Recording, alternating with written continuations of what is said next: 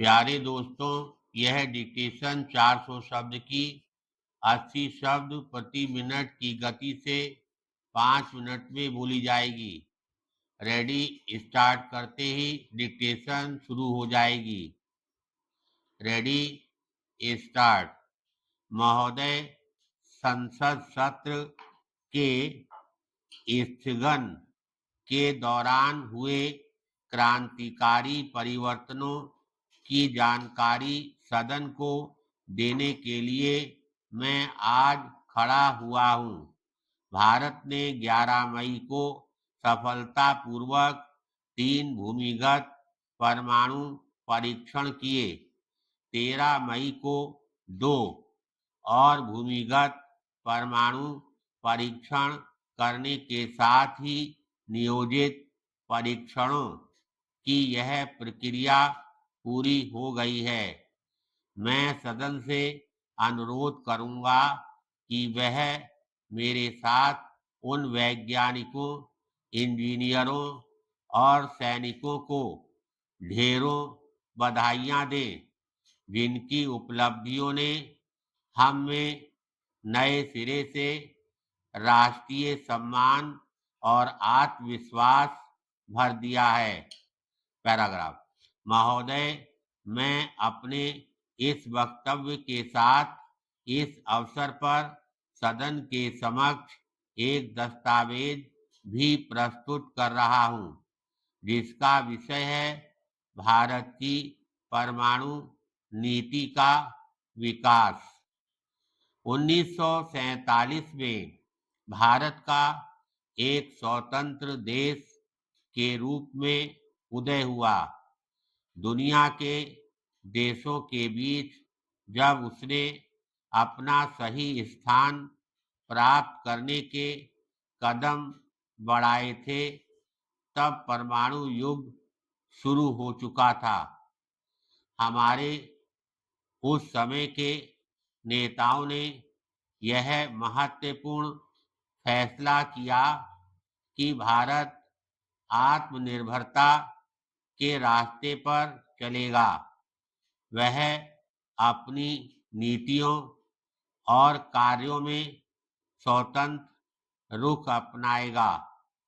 हमने शीत युद्ध के उदाहरण को अस्वीकार कर दिया और गुटनिरपेक्षता की कठिन डगर पर चलने का फैसला किया।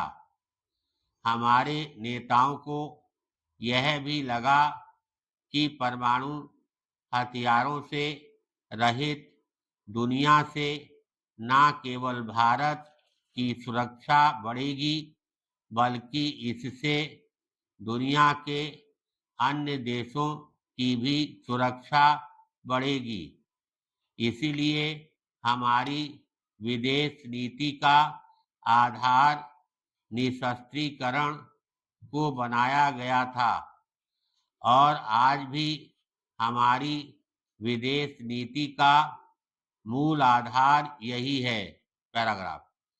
पिछले 50 वर्षों में भारत ने सभी प्रकार के परमाणु परीक्षणों पर रोक लगाने के लिए हमेशा पहल की है।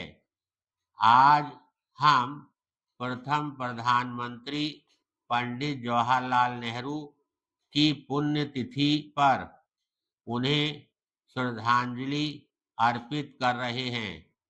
पंडित नेहरू ने 2 अप्रैल 1954 को लोकसभा को संबोधित करते हुए कहा था, परमाणु रसायन और जैविक ऊर्जा और शक्ति का इस्तेमाल कभी महाविनाश के हथियारों का निर्माण करने के लिए नहीं किया जाना चाहिए। उन्होंने सभी देशों से परमाणु हथियारों के निर्माण पर रोक लगाने तथा तैयार हथियारों को नष्ट करने के लिए विचार विमर्श शुरू करने की अपील की थी। उन्होंने चाहा था कि जब तक ऐसा समझौता नहीं हो जाता, तब तक सभी देश परमाणु परीक्षण करने पर रोक लगाने का एक समझौता कर लें, लेकिन उनके इस आह्वान की ओर किसी ने ध्यान नहीं दिया। धन्यवाद।